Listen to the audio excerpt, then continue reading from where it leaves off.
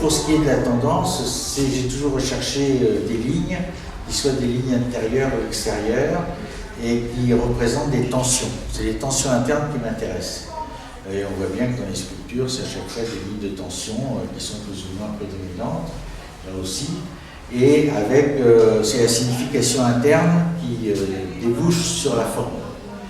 Dans les formes, j'aime bien l'alliance de mes plats et de rondeurs qu'on a envie de caresser. Et également, je fais en sorte qu'aucun de mes visages soit symétrique, parce que j'estime que l'homme n'est pas symétrique et différent selon les circonstances.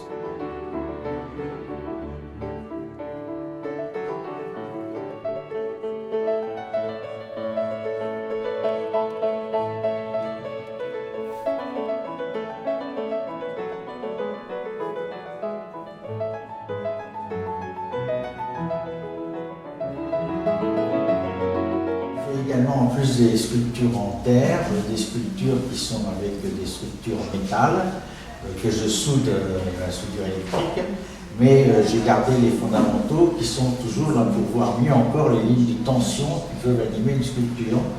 Avec, là, on voit que c'est un visage, mais j'en ai fait d'autres qui représentent des corps d'hommes, de femmes, et avec cette notion que les lignes, les structures en métal fortes montrent les lignes de force et le reste représente la souplesse ou la fragilité de l'être représenté. Comme là, ces yeux qui sont balayés par des couleurs. Des fois, il y en a qui sont assez colorés. Ça, des fois, ça ne sort pas du cadre, des fois, ça sort du message.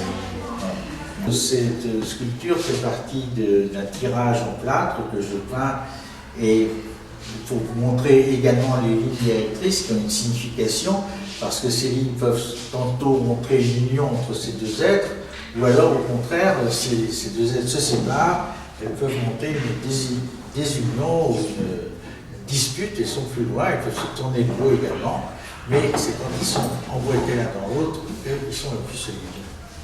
Voilà, c'est une sculpture symbolique.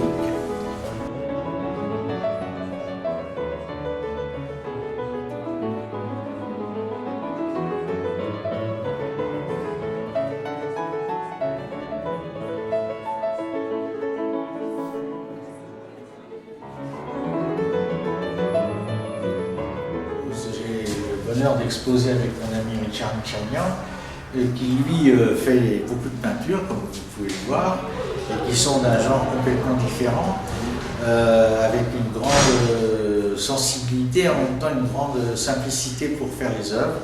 C'est ce qui leur donne, à mon avis, toute leur valeur, alors que moi, je suis beaucoup plus recherché et parfois torturé.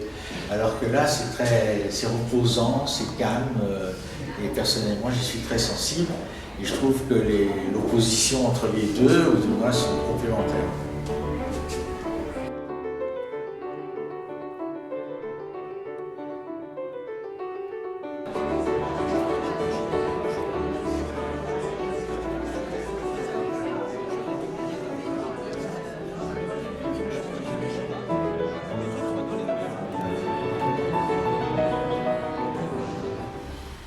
Richard Michagnan.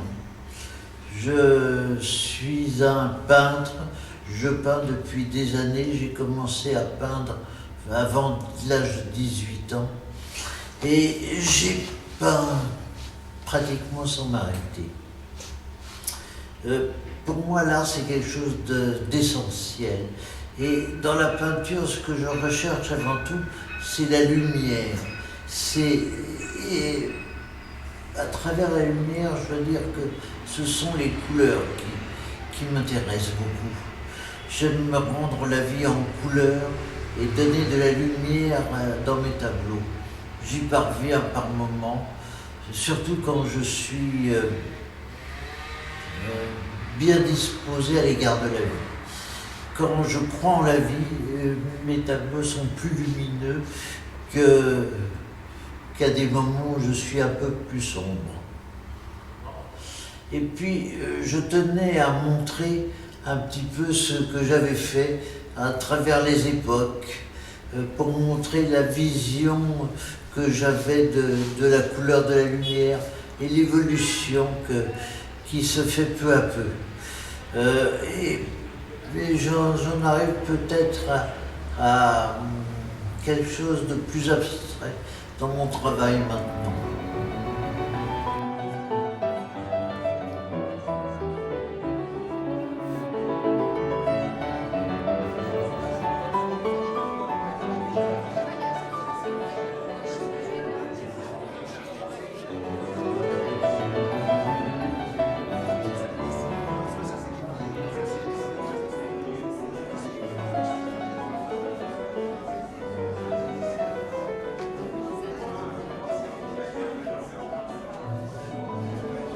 C'est un plan que je fais au-dessus des personnes pour cerner les toits et pour prendre les parasols comme ça dans toute leur longueur. C'est quelque chose qui m'a toujours plu, ça. J'aime les parasols parce que le parasol introduit un contraste entre l'ombre et la lumière.